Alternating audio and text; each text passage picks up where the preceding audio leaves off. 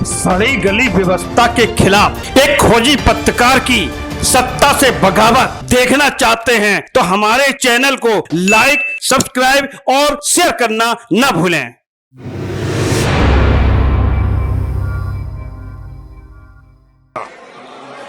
शुद्धि के अद्य दिन मत विभाजन का परिणाम इस प्रकार है। पक्ष में 288, विपक्ष में 232। बहुमत प्रस्ताव के समान नागरिक संहिता, जम्मू कश्मीर में धारा 370 का खात्मा, अयोध्या में राम मंदिर का निर्माण संपन्न कराने के बाद अब मोदी सरकार ने आखिरकार वक्फ संशोधन विधेयक 2024 को संसद में पारित करवाने के बाद अपने एजेंडे पर एक और कदम आगे बढ़ चली है। हालांकि कयास और अटकलें तेज रही कि क्या नीतीश बाबू अपने सेकुलर छवि को बचाने के लिए कुछ बड़ा फैसला इस विधेयक को लेकर कर सकते हैं। क्या चंद्रबाबू नायडू की टीडीपी इस विधेयक से किनारा करके मोदी सरकार को झटका दे सकती है।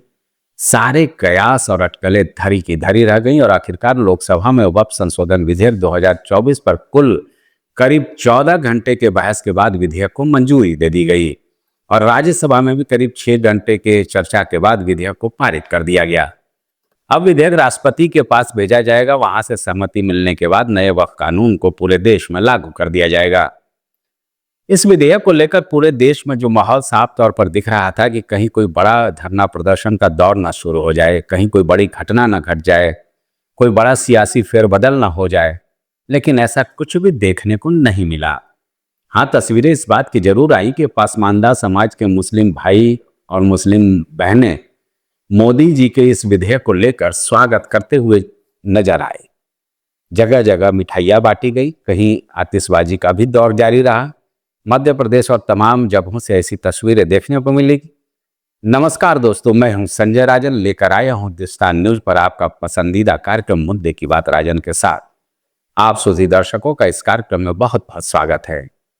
दोस्तों, वाकई पिछले संसद के सत्र के वक्त से लेकर आज तक वक्फ संशोधन विधेयक को लेकर हर तरफ तरह तरह के कयासों का दौर जारी रहा और खासकर पिछले 72 घंटों की बात की जाए, जब अल्पसंख्यक केंद्रीय मंत्री किरण रिजिजू ने यह साफ कर दिया कि वक्फ संशोधन विधेयक संसद के इसी सत्र में रखा जाएगा, तो मानो पक्ष और विपक्ष के बीच इस विधेयक को लेकर तलवारें खींच गई।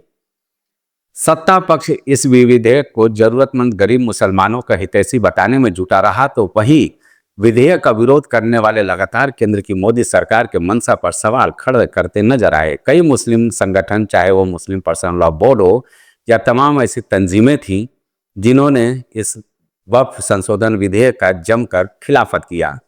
कांग्रेस, समाजवादी पार्टी, राष्ट्रीय जनता दल, उद्धव की शिवसेना से लेकर ममता के तृणमूल कांग्रेस, शरद पवार, सबने इस विधेयक को मुसलमानों के धार्मिक मामलों में हस्तक्षेप बताने में कोई कोर कसर नहीं छोड़ी। संसद में बहस के दौरान कई बार ऐसी स्थिति आई जब सत्ता पक्ष और विपक्ष के बीच जमकर शोर शराबा हुआ। तृणमूल कांग्रेस ने तो संसद में ये कहकर केंद्र सरकार को ललकार दिया कि हम ऐसे किसी भी वक्फ के नए कानून को राज्य में नहीं मानेंगे, और जवाब आया केंद्रीय मंत्री अमित शाह का कि संसद में बनाया हर कानून सबको मानना ही होगा। डंके की चोट पर उन्होंने कहा कि सबको ये मानना होगा और मैं पश्चिम बंगाल में आकर ये बात कहने का कुवत रखता हूं और कहूंगा भी।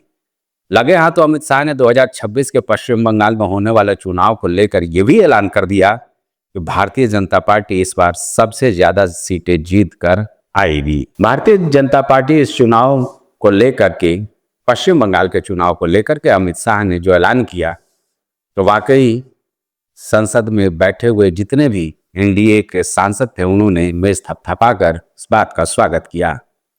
जब संसद में अखिलेश यादव बोलने उठे तो उन्होंने सबसे पहले बीजेपी पर आरोप लगा दिया कि आज तक बीजेपी अपना राष्ट्रीय अध्यक्ष नहीं चुन पाई है, तो वक्फ संपत्ति का वो क्या ख्याल रख पाएगी।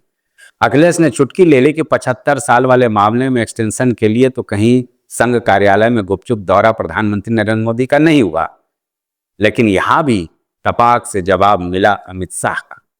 उल्टा चुटकी ले ली कि हमारे यहाँ लोकतांत्रिक तरीके से अध्यक्ष का चुनाव होता है, समाजवादी पार्टी सरीखे दूसरे दलों की तरह नहीं कि परिवार के 5 लोगों में से किसी एक को राष्ट्रीय अध्यक्ष चुन लिया जाता है। यानी दोस्तों, कहने का मतलब यह है कि लोकसभा और राज्यसभा में बेशक वक्फ संशोधन विधेयक 2024 पर चर्चा होती रही, लेकिन मुद्दा चीन के कब्जे में आए भारत की जमीन से लेकर देश की बांटने की साजिश तक कई मामलों पर विपक्ष ने सत्ता पक्ष पर निशाना साधा और जवाब इस सत्ता पक्ष की ओर से कुछ ऐसा ही मिला। अखिलेश यादव ने एक बात और कही, वक्फ की संपत्ति से ज्यादा जरूरी यह देखने की है कि चीन भारत की जमीन पर गांव बसा चुका है। विधेयक का विरोध करने वाले अमूमन सारे सियासी दल इस विधेयक को देश और समाज को बांटने की कोशिश बताया, मुसलमानों के जमीन को कब्जाने की केंद्र सरकार की साजिश करार दिया। किसी ने इस विधेयक को भारत के संघीय ढांचे पर हमला बताया तो किसी ने अकलियतों के धार्मिक मामलों में इस तरह के पहल को दखल बताया। चर्चा में इस विधेयक को लेकर बनाई गई बीजेपी सांसद जगदम्बिका पाल की अगुवाई वाले संयुक्त संसदीय समिति पर सवाल खड़े किए तो किसी ने इस विधेयक को लेकर किए गए दावों की अकलियतों के साथ झूठी संवेदना करार दिया। लेकिन सत्ता पक्ष ने इस बात पर जोर दिया कि आखिर 8 लाख वक्फ संपत्तियों के जरिए कितने मुस्लिम परिवारों का भला किया गया। टीम मोदी की ओर से ये भी सवाल खड़े किए गए कि वक्फ बोर्ड कोई धार्मिक संस्था नहीं है और ना ही विधेयक असंवैधानिक है। वजह अमूमन सबने यही बताई कि इस नए कानून के जरिए वक्फ संपत्तियों को रेगुलेट किया जाएगा। होने वाले आय से पसमानदा जैसे गरीब मुस्लिम परिवारों के हित में काम किए जाएंगे, इस पर किसी को ऐतराज क्यों हो रहा है? वैसे तो विधेयक पर बोलने वाले अलग अलग दलों के तमाम सांसद रहे, लेकिन सपा सुप्रीमो ने इस विधेयक को केंद्र की मोदी सरकार की नाकामी छुपाने का एक और प्रयास बता दिया।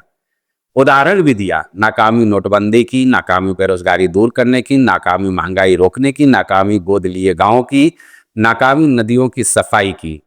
जब इतनी नाकामियां अखिलेश यादव गिनवा रहे थे तो विपक्षी नेता जमकर मेज थपथपाकर बयान का स्वागत कर रहे थे। संसद में जिक्र इस बात का भी हुआ कि मुसलमानों के हित वाले नए कानून पर मुसलमानों की ही नहीं सुनी गई। आरोप ये भी लगाया गया कि भारतीय जनता पार्टी वोटों के ध्रुवीकरण के जरिए सियासी फायदा हासिल करना चाहती है, क्योंकि बीजेपी का वोट बैंक लगातार गिरता जा रहा है। आरोप लगा तो जवाब भी जरूर आएगा और हुआ भी ऐसा ही। टीम मोदी का मोर्चा संभालने वाले अमित शाह ने तो कहा कि जो लोग विधेयक का विरोध कर मुस्लिम भाइयों को भ्रम में डालकर सियासी फायदा लेना चाहते हैं, यह उनकी गलतफहमी है, क्योंकि इस विधेयक के लागू होते ही गरीब पिछड़े मुसलमानों को इस बात का एहसास केंद्र सरकार करा देगी कि नया वक्फ कानून उनके लिए कितना फायदेमंद है। अगले 15 साल तक दूर दूर तक बीजेपी की केंद्र में सरकार रहने वाली है। अमित शाह ने यह दावा भी कर दिया। दोस्तों, बात बिल्कुल साफ है कि चाहे आरोप प्रत्यारोप का दौर जो भी रहा हो, लेकिन एक बात तो इस विधेयक के जरिए तय हो गई कि एनडीए फिलहाल मोदिज्म में भरोसा करता है। वरना विपक्षी दलों की ओर से जो तस्वीर पेश की गई थी इस नए वक्फ कानून संशोधन विधेयक को लेकर, ऐसा लग रहा था कि बस अब मोदी सरकार से जेडीयू और टीडीपी का समर्थन वापिस और मोदी सरकार धड़ा। कुछ यूट्यूबर्स की बात कर ली जाए या सोशल मीडिया का धुरंधर तो काउंटडाउन तक शुरू कर चुके थे मोदी सरकार की। अब जरा समझिए आखिर क्यों नया वक्फ कानून गरीब पसमानदा मुस्लिम समाज के करीब बताया जा रहा है। जो मैंने देखा, मैंने पढ़ा और जो मैंने सुना, देश में करीब 8.22 लाख वक्फ संपत्तियां हैं, लाखों एकड़ जमीन है और कमाई महज 126 करोड़। केंद्रीय गृह मंत्री अमित शाह ने संसद में ये सवाल खड़े किए। इस कमाई का भी क्या इस्तेमाल होता है? आज तक न तो कोई बड़ा अस्पताल, स्कूल, कॉलेज या कोई इस तरह के जनहितकारी चीजों में इन संपत्तियों का इस्तेमाल किया गया हो।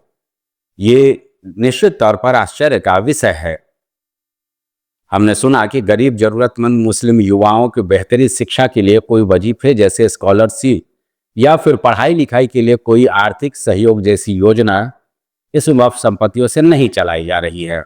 अगर ऐसे में बोर्ड को एक सक्रिय संचालक की हैसियत से तैयार करके वक्फ संपत्ति का पूरा ब्यौरा होने वाले आय और उसको खर्च करने का एक सिस्टमेटिक प्लान तैयार किया जाएगा तो इसमें दो राय नहीं है कि गरीब मुस्लिम परिवारों को इससे बड़ी राहत मिलेगी। लेकिन वाकई ऐसा करके मोदी सरकार दिखाए जो दावे संसद में वक्फ संशोधन विधेयक 2024 को लेकर किया गया है, तो निश्चित तौर पर एक बड़ा अकलियतों का जो वर्ग है वो निश्चित तौर पर मोदी सरकार के समर्थन में खड़ा हो जाएगा। इसमें कोई दो राय नहीं है। बातें ये भी कर ली जाए कि आखिर मोटा मोटी कौन कौन से परिवर्तन नए कानून के जरिए किए जा रहे हैं, तो पहले आप समझ लीजिए कि वक्फ बोर्ड की शक्ति सीमित कर दी गई है, लेकिन इसे विस्तार नए ढंग से दिया जाएगा।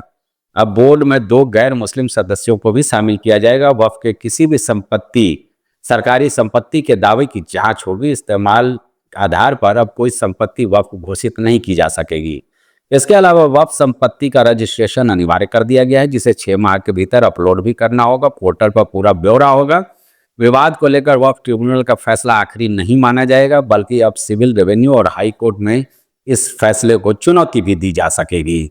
यानी कई ऐसे विवाद आ रहे थे जिस पर वक्फ बोर्ड ने एक तरफा अपना हक जता दिया और लोग परेशान हो गए, क्योंकि ट्रिब्यूनल, जो वक्फ ट्रिब्यूनल था, वहां से भी उनको न्याय नहीं मिली और इसके अलावा कहीं अपील भी नहीं कर सकते थे। तो एक रास्ता इस नए कानून के जरिए उन आम लोगों के लिए खोल दिया गया है जो वक्फ बोर्ड के साथ जिनका विवाद चल रहा है संपत्तियों को लेकर के।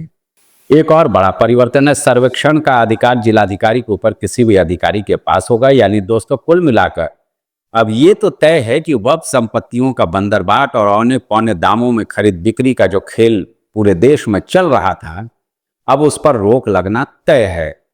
केंद्रीय गृह मंत्री अमित शाह ने भी साफ तौर पर इस बात का इशारा कर दिया है कि जो भी दोषी पाए जाएंगे उन पर कार्रवाई तो होगी ही। वक्फ बोर्ड का इतना सख्त नियमों के दायरे में लाया जाना, सारी संपत्तियों से आय का ब्यौरा, खर्च का ब्यौरा और पाई का हिसाब जरूरतमंद अकलियतों के पास पहुंचाने के नजरिए से नया कानून काफी कारगर होगा, इसमें कोई दो राय नहीं है। निश्चित तौर पर वक्फ बोर्ड कोई धार्मिक संस्था नहीं है और जाहिर सी बात है, इस बात का भरोसा साफ तौर पर संसद में दिया गया है कि मस्जिदों के कार्यप्रणाली पर या जो मुस्लिम जो धर्म है उससे जुड़े हुए मामलों में इस बोर्ड की कोई दखलंदाजी नहीं होनी है, बल्कि वक्फ की संपत्तियों को रेगुलेट करने की आवश्यकता है। क्योंकि जिस तरह से मैं आपको पहले के कार्यक्रमों में बता चुका हूं कि देश में चौथा सबसे बड़ा ऐसा संस्था है वक्फ बोर्ड, जिसके पास सर्वाधिक जमीनें हैं और इसका क्या हिसाब किताब रहता है, क्या कुछ अकलियतों के लिए किया जाता है, जो जरूरतमंद गरीब पासमानदा हैं, मुसलमानों में जो अति गरीब, अति पिछड़े, अति दलित हैं, उनको पासमानदा समाज के जरिए लाया जाता है, उन तक क्या कुछ पहुंचाने की कोशिश होती है। क्योंकि वक्फ का जो धार्मिक महत्व अगर देखा जाए तो यही है कि अल्लाह के नाम पर जरूरतमंदों के लिए कोई अपनी संपत्ति का दान करता है, जिसे वक्फ कहा जाता है, और उसका इस्तेमाल उसके अलावा तमाम चीज़ों में हो रहा है। ये बहुत चिंता का विषय और हमें लगता है कि ये जो नया कानून आएगा, इससे निश्चित तौर पर एक सख्त नियमों के दायरे में पूरी वक्फ संपत्तियां आ सकेंगी, उसको कायदे से रेगुलेट किया जा सकेगा और इसके जरिए ये कोशिश होगी कि जरूरतमंदों तक जिस मकसद से वो वक्फ किया गया है संपत्ति, उसका इस्तेमाल हो सकेगा। मैंने दर्जनों ऐसे मामले उठाए थे जब वक्फ की संपत्तियों का उत्तर प्रदेश में किस तरह से बंदरबाट हुआ है। आज भी वो मामले चल रहे हैं। तो निश्चित तौर पर यह कहा जा सकता है कि ये जो नया कानून है, अगर एक ठीक मंशा के साथ संसद में जो बयान कि मोदी की ओर से दिया गया है उसको अमल में लाने की कोशिश होती है, तो इसका सीधा फायदा मुसलमानों को निश्चित तौर पर मिलेगा। भ्रम और भ्रांतियां अपने जगह हैं, लेकिन हकीकत तो यही है कि नया वक्फ कानून जो है वो निश्चित तौर पर इतनी बड़ी परिसंपत्तियों का एक लेखा जोखा होगा, एक सख्त नियम कायदे में होगा। कोई भी आदमी पोर्टल के जरिए जाकर के देख पाएगा कि जो संपत्तियां वक्फ की गई हैं उसका क्या आकलन है, क्या आय हो रहा है और किस तरह से उसको खर्च किया जा रहा है, तो इसका फायदा मिलेगा, मेरा ऐसा मानना है। अगर ऐसा हो गया तो हमें लगता है कि यूसीसी और 3 तलाक की ही तरह अकलियतों के लिए मोदी सरकार का यह फैसला भी मील का पत्थर साबित होगा। वरना आलोचना के लिए विपक्षी दल और हम जैसे पत्रकार मौजूद हैं। तो दोस्तों, उम्मीद है आपको हमारा ये वीडियो पसंद आया होगा। तो मैं ये उम्मीद करता हूँ आपसे भी कि आप इसे लाइक और शेयर जरूर करेंगे। हाँ, दृष्टांत न्यूज के साथ अगर आप जुड़ना चाहते हैं सीधे तौर पर, तो इसे सब्सक्राइब भी कर लें, क्योंकि मैं बार बार ये बोलता हूँ कि दृष्टांत न्यूज जो है वो जनता की आवाज़ है। हकीकत को हम डंके की चोट पर लाते हैं, लिहाजा आप इससे जुड़ेंगे तो हमें शक्ति भी मिलेगी और हमारा हौसला भी अफजाई होगा। अगर आपका कोई सुझाव हो तो मैं बार बार ये रिक्वेस्ट करता हूँ कि मेरे व्हाट्सएप नंबर पे आप सुझाव न भेजें, बल्कि कमेंट बॉक्स में जा कर के, चाहे वो सकारात्मक हो या नकारात्मक हो, आप लिखेंगे तो और लोग भी उसे पढ़ेंगे और हम तक भी वो संदेश पहुंच जाएगा, जिससे कार्यक्रम को हम और बेहतर बना सकेंगे।